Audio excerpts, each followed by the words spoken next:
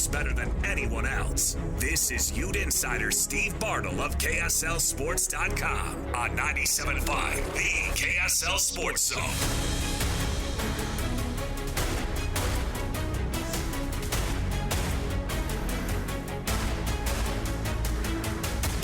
Hans and Scotty, 97.5, the KSL Sports Zone. It's a Wednesday, which means it's your Cougar preview show.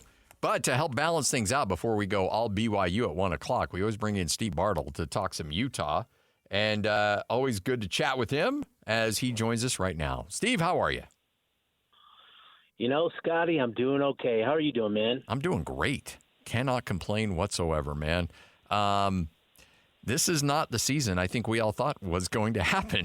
Like, this is No.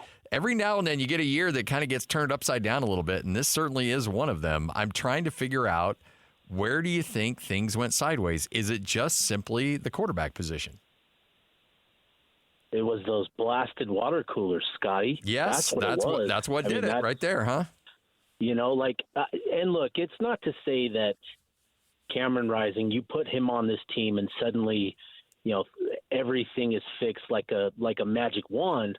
But what we're seeing is, you know, you lose a player like Cam, and, you know, when you talk about quarterbacks are like, you know, to kind of use another sport as an analogy here, they're like pitchers. And when you have a good one, they can erase a lot of potential issues for your teams.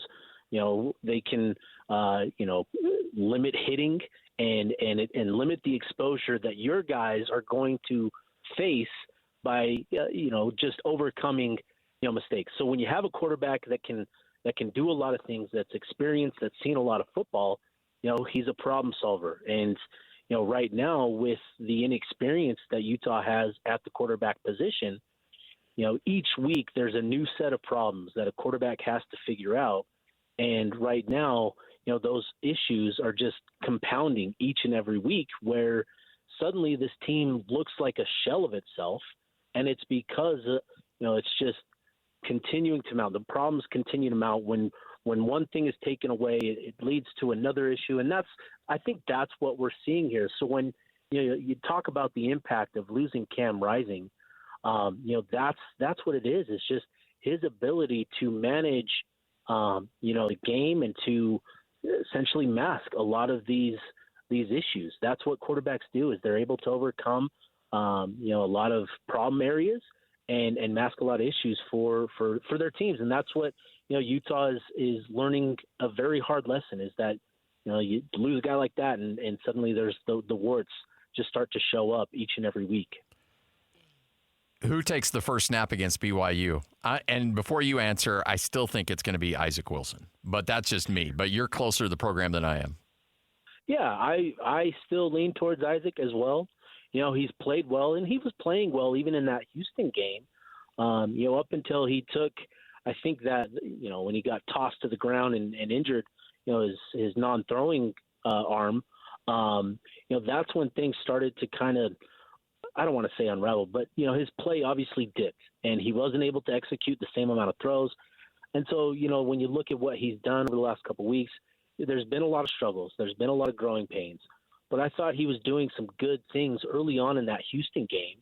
And, you know, I just think, you know, Utah, you know, you've got to find ways to continue to build his confidence and continue to, you know, elevate his level of play. And so I would be surprised if it's not Isaac Wilson come November 9th.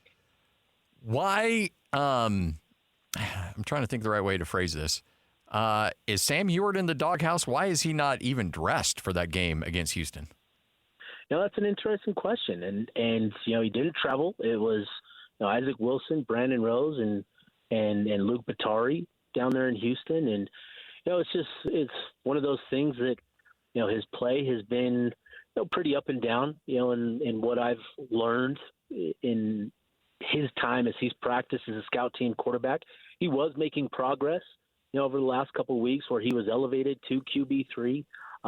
So to not see him on the road against Houston, that was pretty surprising. But I know that he's been up and down with his level of execution and all of that. But that was certainly surprising. I just think it's still a lot to ask of him, to come in and learn the offense at the same level that Brandon has his understanding, and the way Isaac got a couple months head start on him as well. So it's a tall task for him to catch up and make the progress that he's needed to. But we'll certainly be interested to learn more about here moving forward. Makai Bernard had the interesting comments, and you tweeted him out immediately. And we obviously the audio's made the rounds of him saying, "I know what it is. I'm just not going to tell you what it is." Do you know what he was alluding to, as we now can just speculate as to what he talks about that he knows? No, I think Makai, he hasn't. Makai's the only one that knows what he's talking about, right? Yeah. And he hasn't told me what he's referring to, but I think he sort of alluded to it later on in that press conference when he talked about putting winning first, putting winning above everything else. I think when you talk about the struggles of this team and the growing frustrations that we constantly seem to be hearing about, I think that speaks to kind of that mindset of needing to put winning above all else, above personal agendas and all that sort of stuff. And I think that is what Makai is referring to. But it's certainly tough because there's certainly a lot of things that you could point to as saying, hey, this is what he's talking about. This is what he's talking about. No, this is, and so it's just, it's tough, but I do believe that he's referring essentially to, putting personal agendas to the side and putting winning above all else. And I think that's been his message since, all season long, and even more so since he's, been named captain and stepped up as a leader for this team. What really bums me out about the way this season's going for Utah is that we had so many questions about the running game, and I think that they're legit, and still there could be some questions there, but his play has been borderline inspired with what he's brought to the table and how he's tried to take over that position and be a leader and take over a role that I don't think a lot of people thought he could handle the role and the workload that he's putting together, and I think he's been great. He has. He really has just been kind of the lone, highlight, the lone, essentially the light, the only source of light in a dark season for Utah. He's been a real bright spot for this team, for this program in so many ways, right? When you're talking about him and his impact on this team, he's obviously produced. He's had tremendous moments early on in the season. Things have gotten tough as defenses have kind of accounted for him a little bit more and tweaked some things and taken away Utah's run game over the last couple of weeks, and it's been tough. But you still see him each and every play, giving 100% effort. He's, stepped up vocally as a leader and has taken that responsibility on as well. And he's just meant so much to this program, over the years. He's always just kind of been the guy that, a reliable guy that you could count on. And, the way that he stepped up this season for Utah, he deserves just, an endless amount of praise for what he's done, for what he's meant to this team. It really has been an impressive evolution for him in the sense that he's been able to become this RB1 and that he's been able to become the leader of the offense. It's been truly impressive. And, he's a guy he's been through a lot of battles. He's done a lot for this program. You think of some of the sacrifices he's made, over the years, the Rose Bowl, playing cornerback, learning to play cornerback in a month, right? Like, he was willing to do that for his team, and he's always just kind of had that team-first mentality. And, for him to have the sort of season that he's had, despite all the struggles, it speaks to just his commitment to the program. And it is unfortunate that Utah hasn't been able to help him out and find more success elsewhere throughout the offense. Steve Bartle, Ute insider for KSLSports.com, kind enough to hang out with us here. So the question I look at with that Utah defense is, I think, and you can correct me if I'm wrong here, I think a lot of people are putting them under the spotlight for giving up some plays. But I do think that we're not talking about the defense if this offense was scoring 30 points a game, because I think for the most part, the defense is actually playing pretty well, but their mistakes or the points that they give up or individual explosive plays they give up are magnified because the offense isn't doing anything. I mean, if you look at the fact that if Utah just averaged 27 points a game, which isn't out of the realm of possibility and should not be a crazy number to hit in college football, Utah's undefeated at this point. So does the defense have issues, or is it just that we're overreacting to the defense because the offense is just not that good? I do think there's quite a bit of overreaction to the defense because, not only are they being tasked with keeping opposing offenses, under 15 points now with the way that the offense is playing, but they're having to do that in a lot of unfavorable field position situations. When you look at the last 2 weeks, you look at the field position for Houston and TCU throughout these last two games. There were a number of possessions where they started at midfield in Utah territory. And, I can think of two TCU possessions where they started in Utah territory and the defense was able to hold them to a field goal. And I think even got a stop and turnover on downs on another. And then you talk about the Houston game, two goal line stands on possessions that started in Utah territory as well. So not only is, the defense playing, good football, but they're doing it and having there's, the offense is contributing to a lot of this, not only in the sense that they're not scoring points, but that they're putting the defense in really, really tough situations as well. And I think that has to be taken into account and added as context when you're talking about this defense. It's still limiting teams to lows in scoring, and it's playing good ball.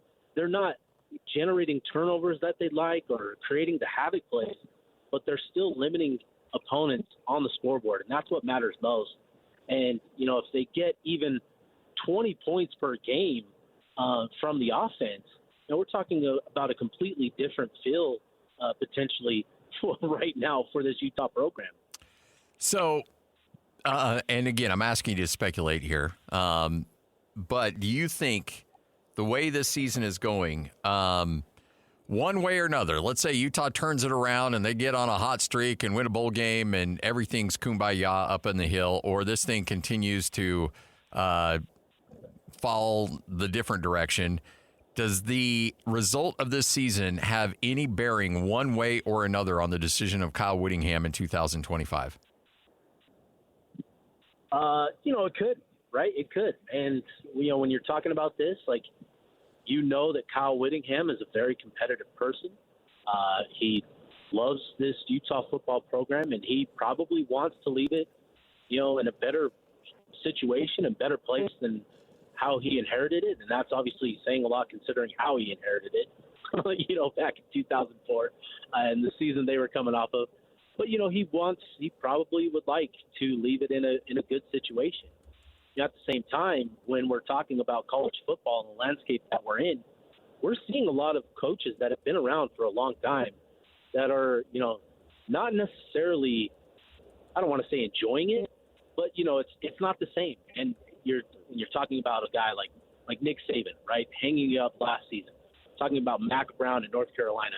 These old coaches that have just in the last 3 to 4 years with everything, NIL, transfer portal, even sports science and the demands on recovery, that's a drastic change from, how these coaches have coached for the bulk of their careers. And so there's certainly two different ways that this could go, right? He could view the big picture and kind of where the landscape is going and say, hey, it's my time to hang it up. And, I'm just maybe I'm not the best fit for the way that this game is evolving.